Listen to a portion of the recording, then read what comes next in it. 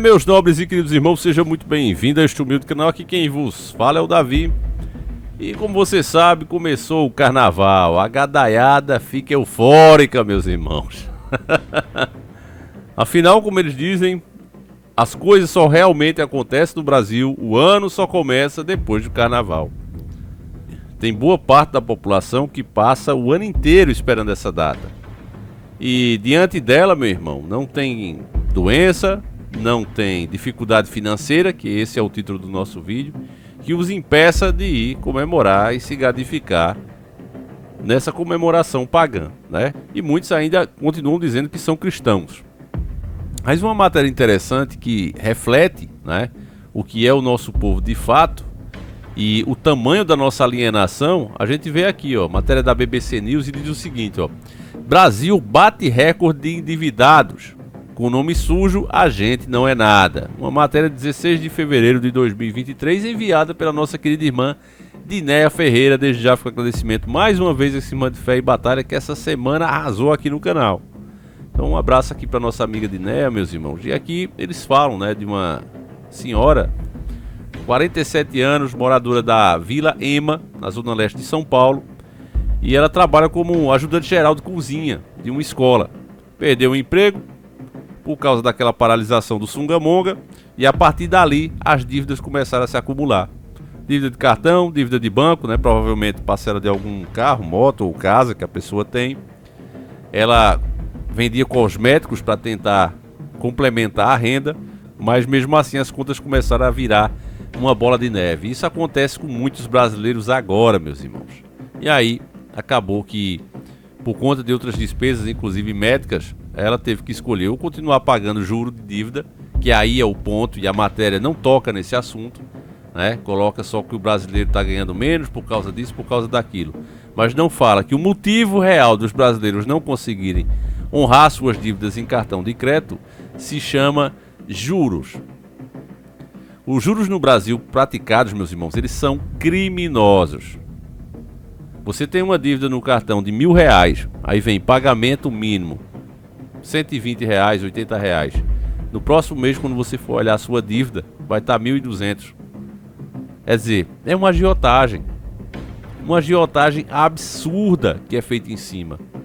Se você já foi em uma concessionária atrás de comprar sua motozinha, seu carro, você já viu que se precisar financiar, por exemplo, R$20.000 com o juro do jeito que está hoje, você vai pagar em faixa aí, se for em 4 anos, né, 48 meses, por esses R$20.000 você vai pagar, porque é parcelado por causa da inflação, isso e aquilo, você vai pagar na faixa de R$40, R$42.000. Ou seja, você pega 20 do banco e paga o dobro.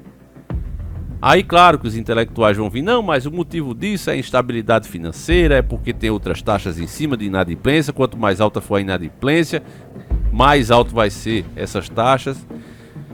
E essa coisa toda absurda, meus irmãos, que na verdade é os caras tentando justificar o injustificável. Você não pode emprestar dinheiro a outra pessoa para receber dela, por exemplo, R$1.000 e pagar 100 por mês de juro. Você não pode fazer isso. Se a agiotagem é crime no país. Porém, os bancos fazem. O que é crime para você, para eles não é. E ninguém toca no assunto. Por quê? Porque esses são os reis, meus irmãos, que realmente mandam nos países. Através dos grupos financeiros que eles pertencem, esses bancos, entende? É um grupo financeiro que controla aquele banco, que controla outra indústria, que controla outra empresa e assim vai. Esses grandes grupos patrocinam os nossos governantes, os nossos partidos.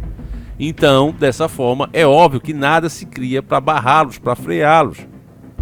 Muito pelo contrário, o que você está vendo aqui é o massacre do próprio cidadão. A matéria foi feita aqui com o intuito de colocar, ó, você que está devendo não é nada.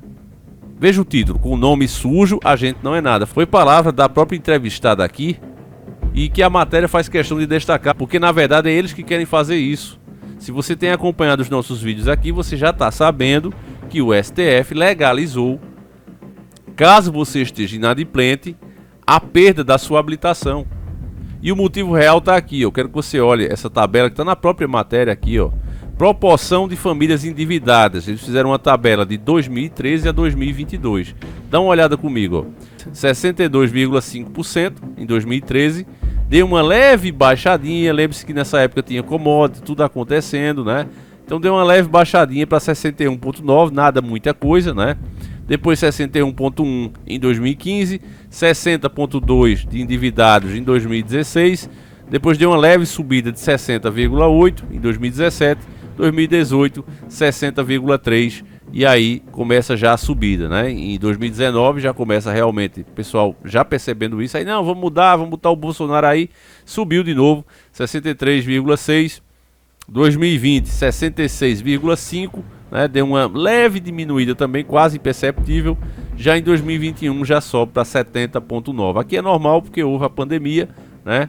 Então, realmente a situação piorou. Muitas pessoas não puderam trabalhar, muitas pessoas não puderam ir atrás, né, de dar um jeito na sua situação. Então, as dívidas acumularam, o juros sobe e aí vai 2022 para terminar de arrebentar tudo, 77, uma subida estrambólica, família. Então, as famílias realmente ficam endividadas. Aqui, ainda, essas pessoas só estão endividadas. E é claro que com essa quantidade absurda, né, 77,9, a taxa de inadimplência, esses sim, aqueles que já estão com o nome sujo, né? Tem outra lista aqui abaixo, ó. E aí eles vêm, 2013, 21,2, ou seja, em 2013 era 62,5 de endividados e desses endividados, 21,2 não conseguiram pagar. E aí os números só aumentam, como você pode ver aqui na tabela. Eu acho que não preciso ficar narrando número por número, mas 2022... também por conta da pandemia, sobe para 28,9, ou seja, né, em 2022, dos 77,9% de endividados, a 28 realmente se danaram, não conseguiram pagar mais e ficaram com o nome restrito, né. Aí a matéria da grande mídia, que sempre é uma mídia podre, né, ela sempre vai jogar a culpa na população. Você vê mesmo quando tem um enchente, né, eu sempre destaco isso aqui. Eles não falam das infraestruturas das ruas, que os prefeitos, governadores não fazem o seu trabalho, deixam a cidade crescer sem nenhum planejamento, é rua em cima de rua, mal asfaltada, aquele absurdo todo, não tem por onde a água correr, e aí é óbvio que qualquer chuvinha sobe, né? Você nunca ouviu falar antigamente, aqui no Nordeste, as cidades principais tendo problemas com enchente, mas à medida que foi passando as décadas, né, e essas cidades cresceram totalmente fora de ordem, né, desorganizado. Agora qualquer chuvinha que der, basta cair um pouquinho mais de água e você já vê o nível da água querer subir e inundar tudo. A sorte do Nordeste é que ele é seco, porque se chovesse bem, como chove lá no Sul, meu amigo, todo mundo aqui ia se acabar na água, vocês não tenham dúvida disso. Então, em vez de se fazer e se cobrar, que o papel da mídia é esse, é mostrar o que está acontecendo para que a população fique indignada e dessa forma cobre, né? Como um todo, se una e cobre. Ele dê voz, né? A mídia dê voz a essas pessoas que estão indignadas e estão sofrendo com o problema, para que todo o Brasil conheça. Mas eles não fazem isso. Vão dizer justamente o contrário. Olha, a culpa aí é dos próprios moradores, né? Que constroem áreas inadequadas, que não foi autorizada pela prefeitura. Ora, mas a pessoa vai fazer uma casa na beira do rio porque ela gosta, ela quer sentir o cheirinho do rio podre. É isso que é o sonho de cada pessoa? Não, você sabe que não. A pessoa foi para ali porque só tinha ali, né? E os terrenos ao redor, que a maioria dos prefeitos infelizmente faz isso, né? Passa pro nome deles de algum jeitinho ali, começa a fazer loteamento e vender pelos olhos da cara, leva a praça para lá, leva a policlínica. A gente vê isso aqui acontecer. Eu já até dei enrolé aqui com vocês, né, para mostrar essa realidade terrível que acontece. Então isso é em tudo, família. Então num caso desse aqui, em vez de se dizer quem é o verdadeiro vilão, quem é que está escravizando a nossa população, como o Dr. Enéas dizia, que precisava sentar na mesa com essa turma como gente grande. Eu até vou colocar aí, eu faço questão de você ouvir, que Enéas já naquela época já sabia que do jeito que a coisa tá, do jeito que as coisas estão legalizadas, que tá no papel, o que é pior do que o roubo feito à mão armada, meu irmão, o assalto, é o que é institucionalizado, é o que é legal. E é legal esses bancos aplicarem taxa em cima de você e de mim. Então vamos ouvir o Dr. Enéas e em seguida a gente segue. Existe uma questão central. Eu costumo falar nela, abordá-la, porque ela é a questão, do meu ponto de vista, raiz da qual decorrem todas as outras. São as taxas de juros com que se paga o serviço da dívida pública. Hoje a interna é bem maior do que a externa, bem maior. A externa hoje é desprezível. E a interna já ultrapassa a cifra assombrosa de 1 trilhão. 1 trilhão de R$1 reais. trilhão de reais, 1 trilhão. É um número que se alguém fosse contar sem parar, não fizesse nada, levava 30 mil anos para contar. Eu já fiz isso contar. É uma coisa assombrosa. Mas veja, as taxas de juros com que se paga o serviço dessa dívida teriam chegado a 180 bilhões. Dá mais de 3 vezes tudo que foi gasto com educação e saúde. Veja como é uma questão central. Não há dinheiro para nada, não há dinheiro para educação, não há dinheiro para saúde. A resposta é sempre, não se pode mexer, não há verbas, não é? A resposta é geral, não há recursos. Mas como dizer que não há recursos se uma parte dos juros é reinvestida na dívida? Veja que coisa estranha, quanto mais se paga, mais se deve. Sua Excelência, presidente Fernando Henrique, assume com 60, números redondos, 60 bilhões. Entrega com 600 bilhões reais. E Sua Excelência, o presidente Lula, vai aumentando a dívida. 620, 700, 800, 900. Onde nós estamos? Para onde vai isso? Os números são astronômicos. Chega-se a cifras assombrosas de mais de 200 bilhões. Não há saída. Essa é a questão central. Ninguém repercutiu isso aí? Não, Essa a imprensa informação não tá é muito séria. nisso. Perdoe. A televisão está preocupada em mostrar o roubo. A televisão está em mostrar essas falhas todas que aí estão. Eu costumo dizer, comparado o mensalão, a mesada dos nossos colegas que tristemente venderam suas consciências, comparado aquilo com o que nós perdemos em minério, aquilo é mesada de trombadinha. Entendeu? Mas o nosso homem comum, o nosso homem simples, não sabe desses valores vultosos. Então, estão roubando. A imprensa desvia a atenção daquilo que é visceral para aquilo que é secundário. Essa é a questão. Fatos. Contra fatos não há argumento, meu irmão. Enéas chegou até a dizer em outro programa que se houvesse alguém com dinheiro suficiente, ele, você, eu, e dissesse, olha, vem cá, FMI, Banco Mundial, quanto é que a gente deve? É X, pronto, tá aqui o valor. Toma aí o dinheiro. Não daria um ano e estaríamos devendo de novo. Porque é um sistema de endividamento que está implementado nas nações. Entende, meus irmãos? Então não há muito o que fazer.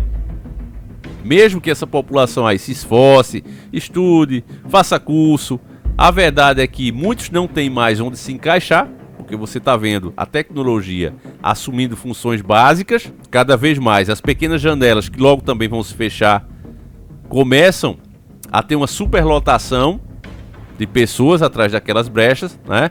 E a tecnologia assumindo as funções mais básicas. Logo também começa a subir esse nível. Então, meus irmãos, não é à toa que grandes instituições aí estão falando que, havendo a terceira treta mundial, bilhões vão desaparecer. E eu digo para vocês, as pedras guias da Geórgia foi um grande selo. Muitos falaram, não, aquilo ali foi vandalismo, que vergonha fazer isso. E na hora que eu vi o horário que aconteceu, na hora eu já vi logo. Gente, isso aí foi a quebra de um selo. Chegou a hora de implementar, chegou a hora de começar a fazer as coisas. E aquelas pedras significava isso. Olha, pusemos o selo aqui, né? Como você compra qualquer produto, vem ali na embalagem, você precisa rasgar a embalagem, você precisa quebrar o selo para começar a operar. Sempre que envolve a elite, meus irmãos, tem sempre dois significados, econômicos e espiritual. Então, meus irmãos, tá aí, né? Uma grande verdade e que o povo esquece momentaneamente. Depois, agora que passar as festas, né? Pessoas viajando sem ter condição, combustível caro, juros do cartão de crédito na estratosfera, mas essas pessoas não estão nem aí, vão viajar, vão curtir e depois, né, dividir suas frustrações, suas dívidas e principalmente os problemas de saúde, né, que essas festas proporcionam. Então é mais despesa para o Estado não tem dinheiro, cobra nosso. Enfim, meus irmãos, é um verdadeiro Deus nos acude, só Ele mesmo para nos salvar. Deixa a tua opinião aí, como é que você está vendo tudo isso, meus irmãos. A gente volta com 2 vídeos todos os dias, um de manhã às 10h30 da manhã e outro às 5h45 da tarde.